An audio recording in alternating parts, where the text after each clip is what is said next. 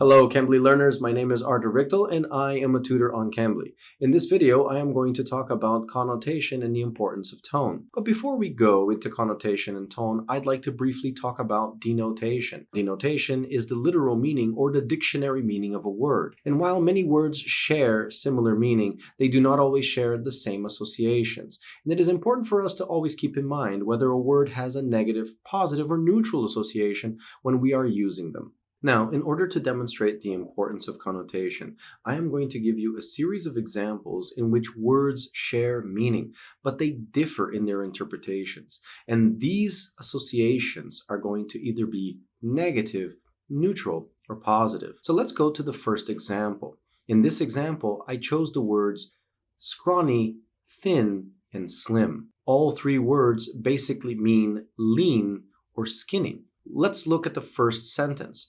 If I say that the dog is scrawny, I am saying that the dog is skinny, but I'm saying that it's so skinny that it looks like it has malnutrition. If I say, for example, that the dog is thin, it is only a basic statement of the fact, and there is really nothing negative or positive, so it is neutral.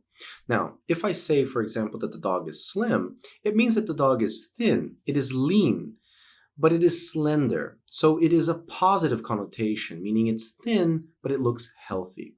So let's continue on to the next example. For the second example, I chose the words stench, smell, and aroma. We know that these three words mean basically a scent or an odor, but let's differentiate them. Starting with the word stench, which has a negative connotation, we can imagine someone asking, "What's that stench?" And what the person really means is, "What smells badly?"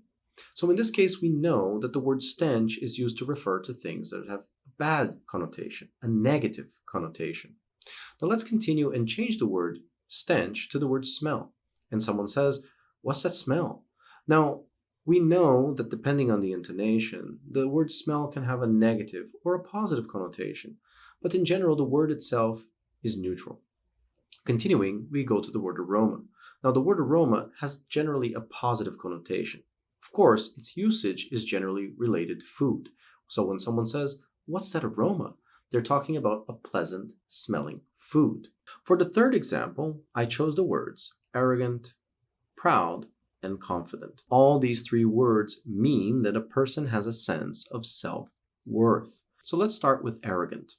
The word arrogant has a negative connotation. So in the sentence, "she is arrogant," it means that she has such an extensive, exaggerated sense of self-worth that she is able to diminish the importance of other people. She feels that she is the most important.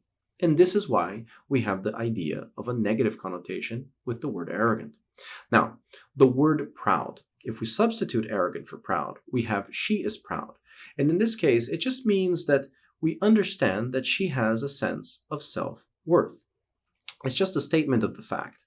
Now, changing this to she is confident, it means that she has a sense of self-worth that is tied to the feeling of competence, that she feels that she's competent, and therefore she has self-worth, which is a positive connotation.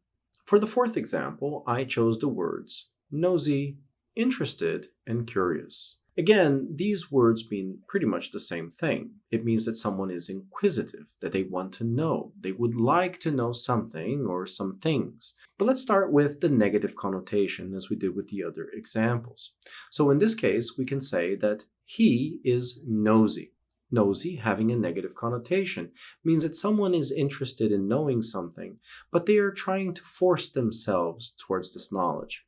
They are trying to find out something that really doesn't pertain to them or concern them. Now, if we change the word nosy to the word interested, it only means that the person has an interest in something, but not that they're going to force or impose themselves in order to find out.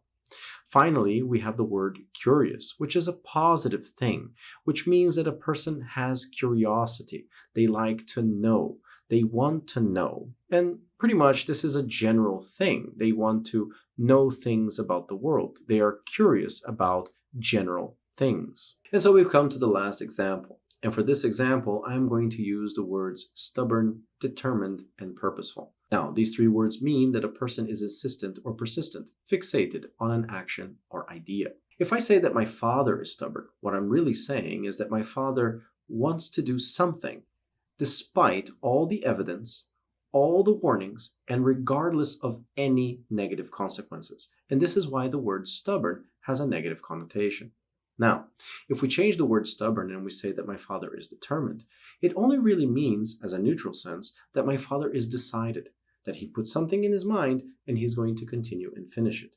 No negative consequences or positive consequences are considered in this case.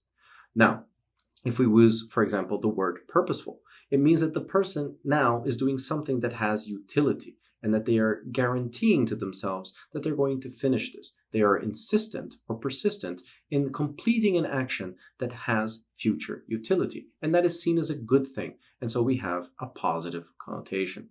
And so we've come to the end of this video, and we hope that this lesson was helpful. Please leave a comment below to let us know what other lessons you'd like us to cover next.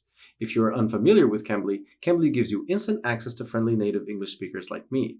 You can take English lessons anytime, anywhere, right from your phone or computer. Schedule your next lesson with me using the link below. Thanks for watching, and see you next time.